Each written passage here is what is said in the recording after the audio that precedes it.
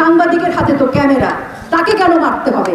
আমরা রাজাকার যুদ্ধাপরাধী আলবদর আলশা এই পাকিস্তানিদের দোসরদের হাতে বাংলাদেশকে তুলে দিতে চাই না। এবং আমাদের সাংবাদিক ভাইয়েরা এবং পুলিশ অফিসার যারা কোটায় নয় মেধায় চাকরি করেছে, এই সকল যাদের মৃত্যু ঘটেছে, যাদেরকে আমরা হারিয়েছি, তাদের সকলের আত্মার মাগফিরাত কামনা করি। ঠিক মেধা এবং কোটার যে আন্দোলন করছিলেন আমাদের মেধাবী ছাত্ররা, সেই কোটা আন্দোলনের যৌক্তিক পর্যায় পর্যন্ত আমরা দেখেছি সেই কোটা আন্দোলনে যারা একসাথে কাজ করেছেন, সে কোটার পক্ষে রাষ্ট্র ছিল, সে কোটার পক্ষে জনগণ ছিল, আমরাও ছিলাম, আমরা আছি।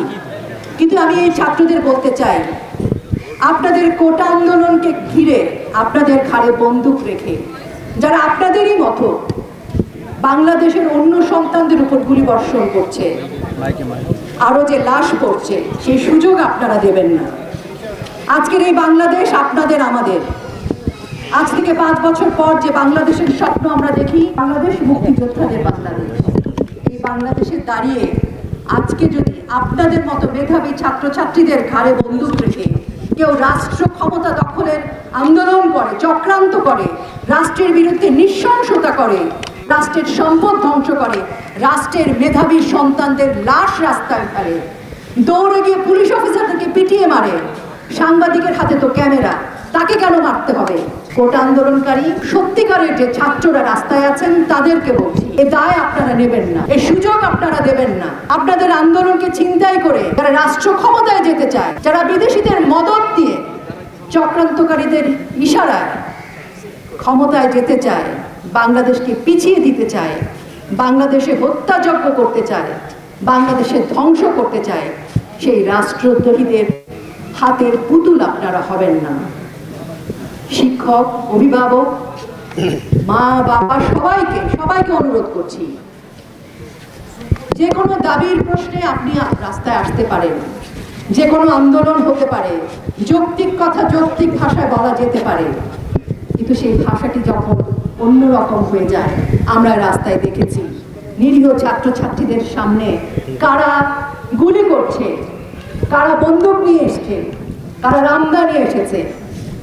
তাদের হাত থেকে আমাদের মেধাবী ছাত্রদের, আমাদের প্রকৃত অর্থে যারা আন্দোলনে নেমেছিল, সেই ছাত্রছাত্রীদের রক্ষা করবার স্বার্থে মাননীয় প্রধানমন্ত্রী শেখ হাসিনাকে অনুরোধ করছি। তিনি বলেছেন জাতিসংঘ এসে সুষ্ঠু তদন্ত করতে পারে, পৃথিবীর অন্য যে কোনো দেশ থেকে এসে তদন্ত হতে পারে, আমরা স্বাগত জানাই।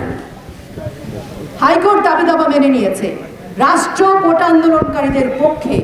তাহলে মাঝখানে যারা এই আচরণগুলো করছে, এই দুষ্কৃতিকারীদের আমরা ধিক্কার জানাতে চাই, প্রতিবাদ জানাতে চাই। এই বাংলাদেশকে আমরা রক্ষা করতে চাই। আমরা এই বাংলাদেশের উন্নয়ন, বাংলাদেশের মুক্তিযুদ্ধের চেতনা আমরা কোনো দুষ্কৃতির হাতে দিতে চাই না। আমরা রাজাকার যুদ্ধাপরাধী আলবদর আলশামস সেই পাকিস্তানিদের দোসরদের হাতে বাংলাদেশকে তুলে দিতে চাই না। আমাদের মেধাবী প্রকৃত স্টুডেন্ট যারা, তাদেরকে আমরা এই সকল দুষ্কৃতিকারীদের হাতের পুতুল বানাতে চাই না।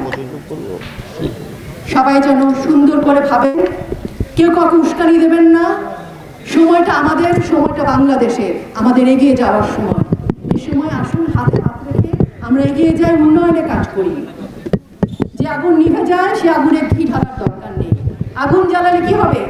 আপনি ভাবছেন আমার ঘর করছে, ঘর আসলে আমাদেরই করছে। এই ঘরটা আমাদের একটাই বাংলাদেশ, আমাদের সকলের একটাই বাংলাদেশ। আসুন সেই বাংলাদেশের নির্মাণের কাজে আমরা শ্রমিক হই। বাংলাদেশকে জ্বালাও পোড়ার কাজে আমরা যেন অংশীদার না হই, কোনোভাবে কোনো বিভ্রান্তির শিকার যেন আমরা না হই। গণমাধ্যম কর্মী, আপনাদেরকে কৃতজ্ঞতা জানাই। জীবনের ঝুঁকি নিয়ে আপনারা আজকেও রাস্তায় নেমেছেন, আপনাদের অনেক অনেক ধন্যবাদ। বস্তুনিষ্ঠ সত্যিকার সংবাদ আপনারা পরিবেশন করছেন, আপনাদের ধন্যবাদ জানাই। জয় বাংলা, জয় বঙ্গবন্ধু।